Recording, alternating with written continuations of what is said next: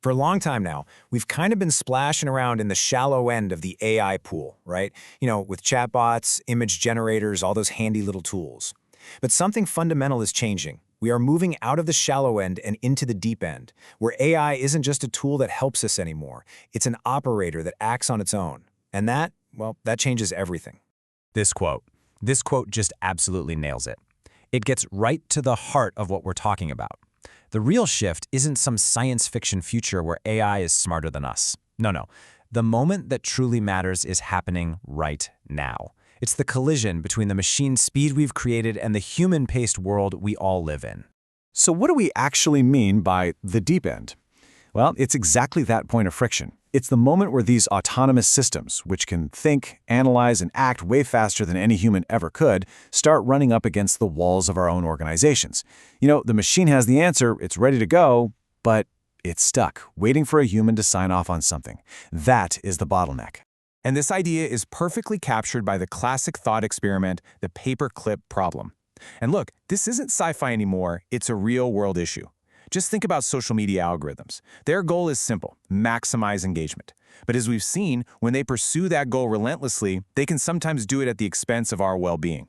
The key takeaway here is that it's not about evil AI. It's about what happens when a simple goal gets misaligned at a massive, massive scale. Now, this entire shift, it's being supercharged by an absolute explosion in raw technological power. We're on the verge of seeing capabilities that aren't just little upgrades. We're talking about fundamental, groundbreaking leaps in what AI can do, both in the digital world and increasingly in the physical world too. And right at the cutting edge of this, a new model war is heating up.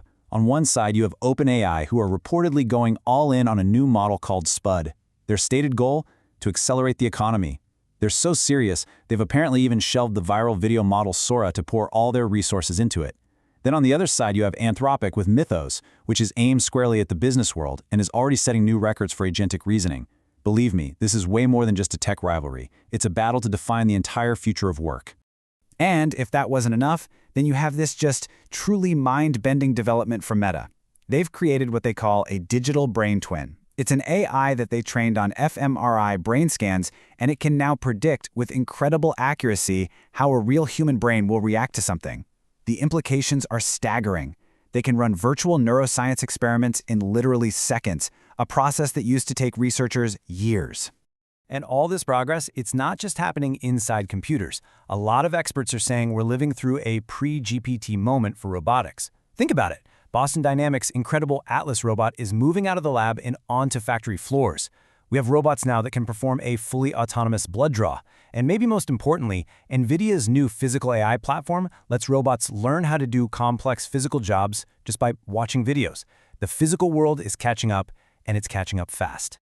So all this new capability is leading to the most crucial shift of all.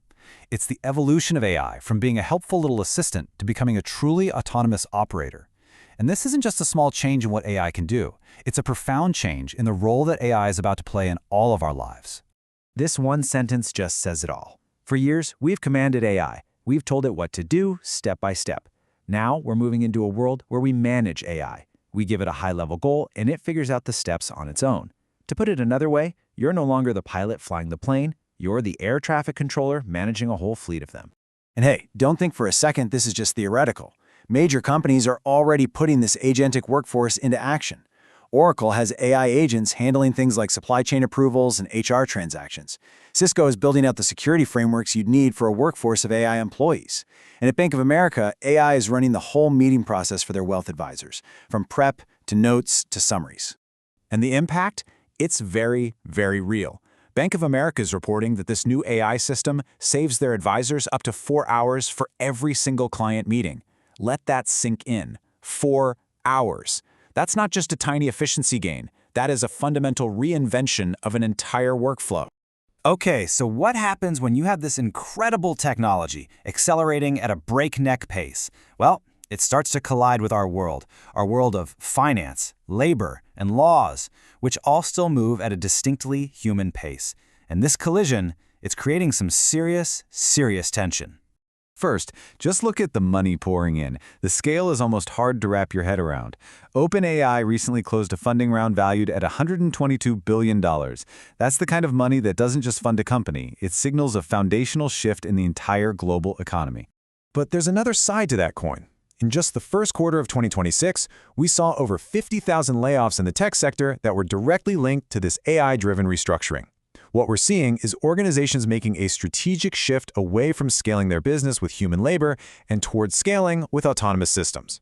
And to put all of this into perspective, the total global spending on AI infrastructure in 2026 is projected to be over $600 billion. The sheer scale of this transformation, this build-out, is bigger than pretty much anything we've ever seen before. So it's no surprise that this explosive growth is kicking off some massive fights on the legal and regulatory battlefield. You've got things like the Trump America AI Act, which is trying to completely rewrite copyright law for the AI age.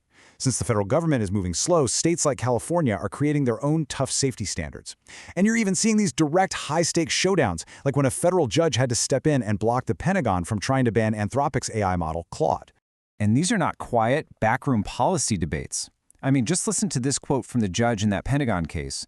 She called the government's justification an Orwellian notion and classic First Amendment retaliation. You just don't hear language that strong from a federal judge very often. It tells you the stakes are getting incredibly high. So, after all that, where do we stand? We've seen the mind-blowing technology, and we've seen the intense friction and conflict it's causing.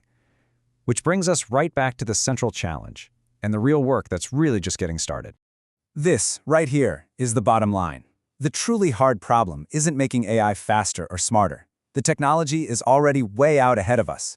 The real challenge is making our human systems, our companies, our laws, our entire society, capable of managing and governing this powerful new reality. We are playing catch-up. And that leaves us with this final question. This is the core tension that is going to define the next decade.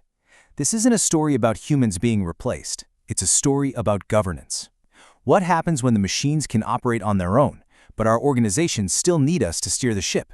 We've officially entered the deep end, and now the real work begins, figuring out how to swim.